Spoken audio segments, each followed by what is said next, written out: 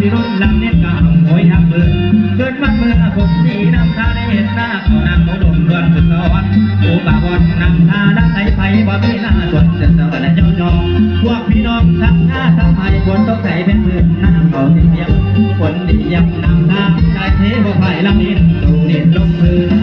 บุญบ้านไผ่ปีนี้สาวคำเดียวความบอลลำประดันเจ้าใจดำกับเจ้ายันสวยหักโซฟาทุกเวลาออกบ้านไปพวกพ่อแม่ออกมา